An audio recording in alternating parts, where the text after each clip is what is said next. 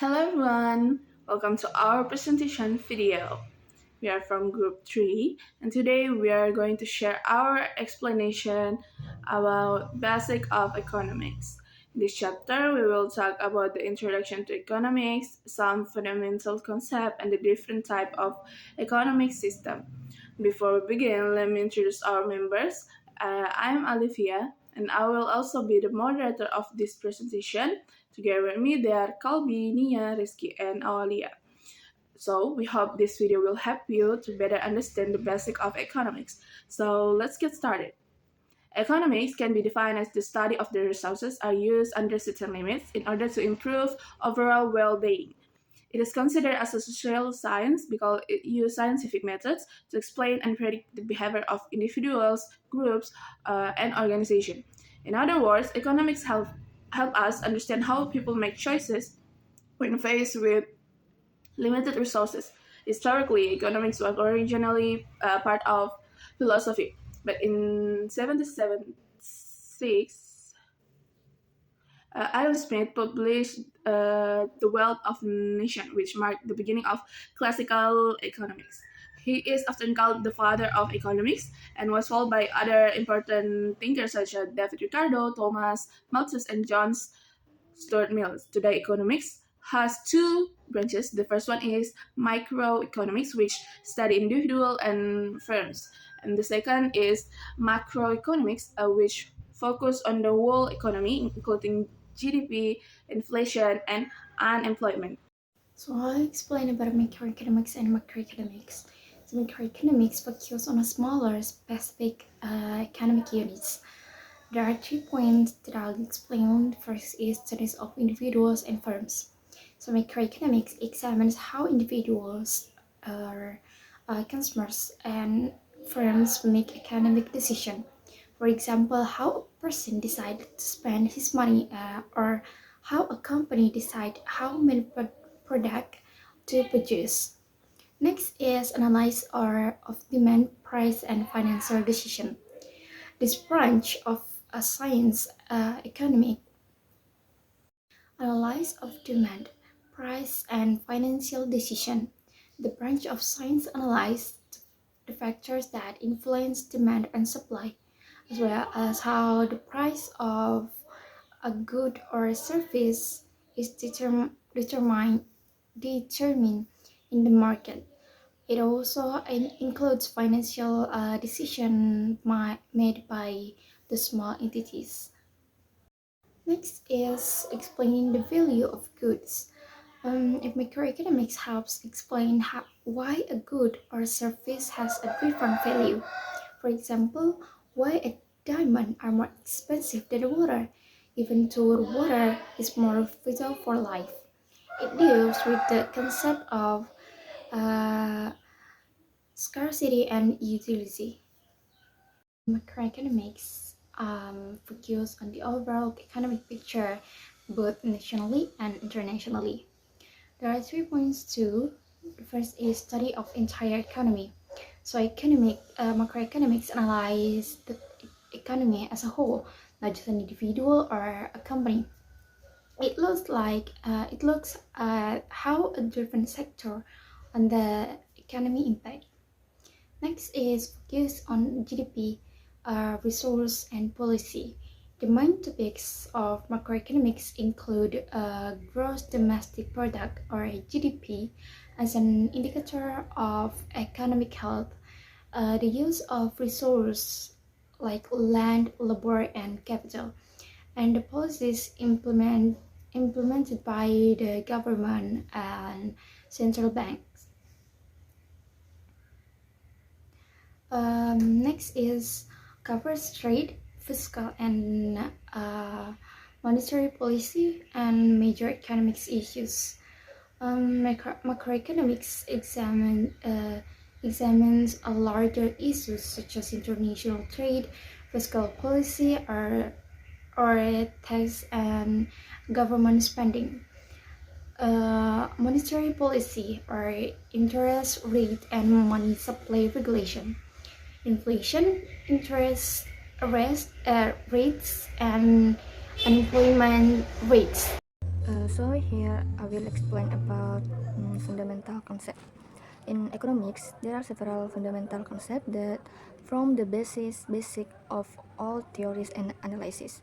This include supply and demand, which is the foundation of a market economy; wealth, which refers to things that have value and price, which distinguish between relative value and monetary value.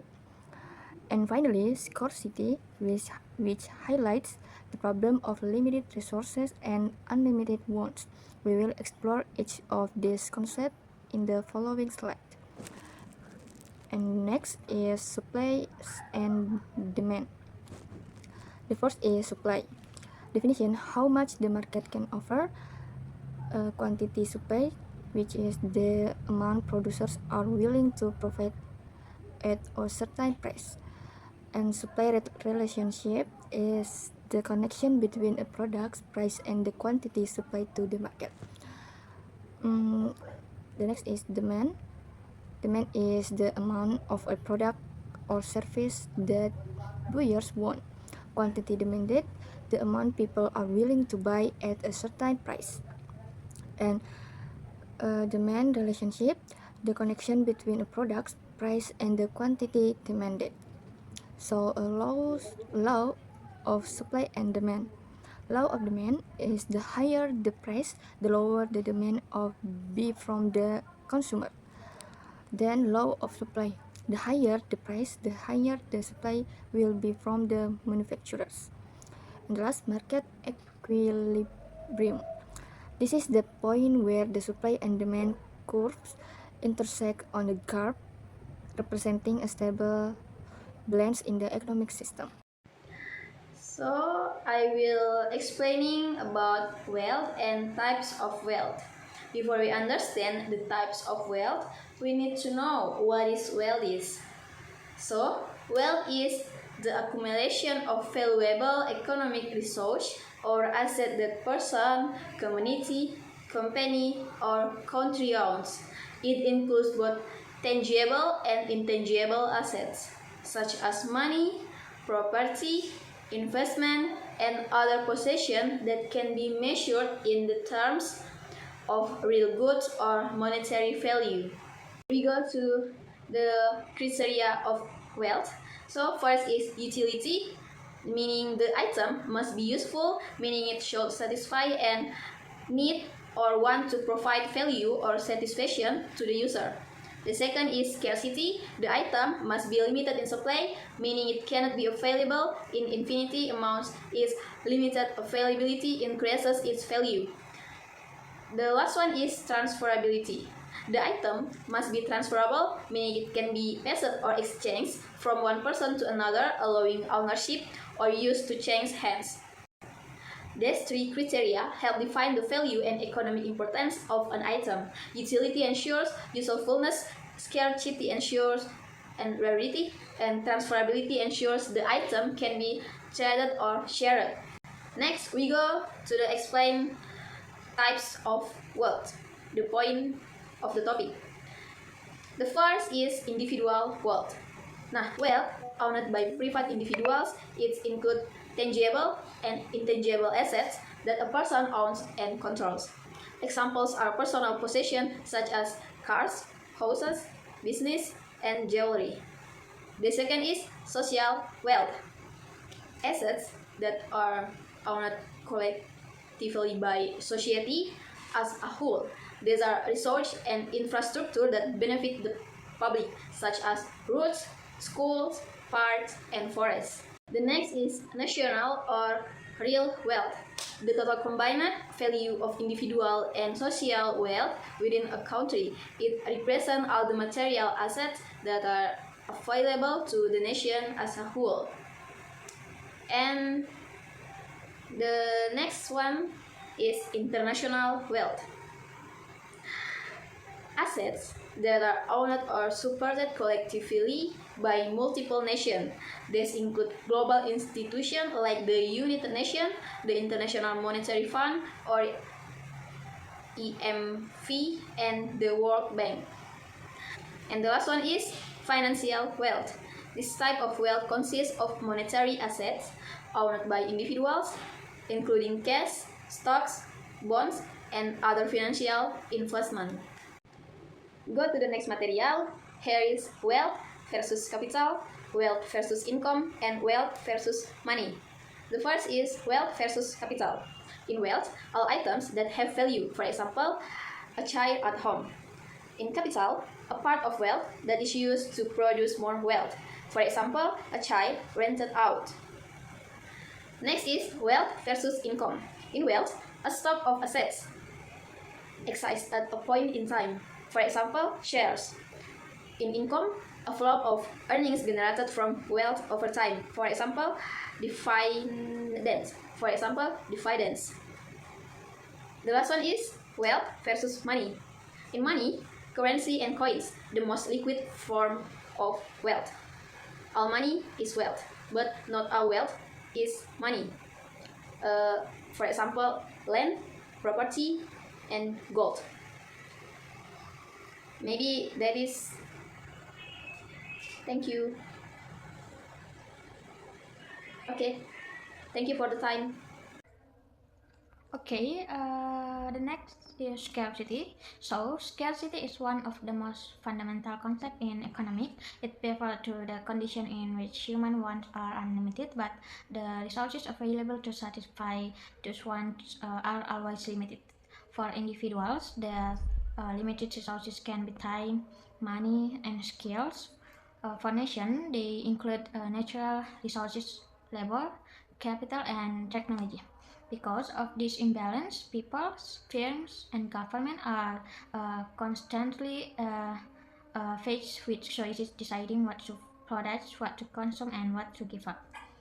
Without scarcity, economic would not even exist because everyone would be able to fulfill all their needs and desires without making any trade-off.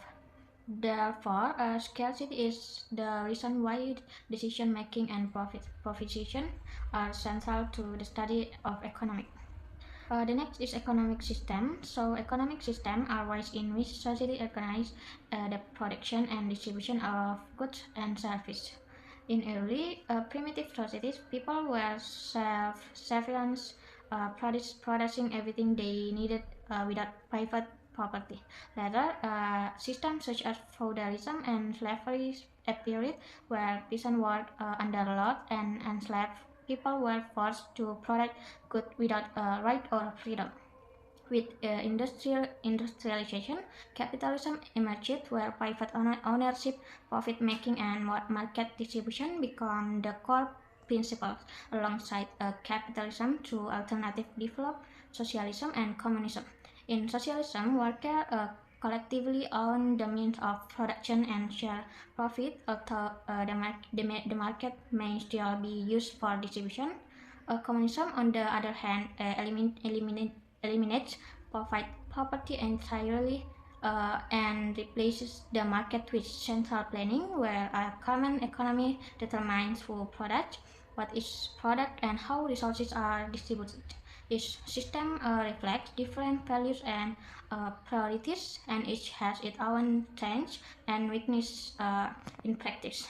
I think that's all from me. Thank you. Wassalamualaikum warahmatullahi wabarakatuh.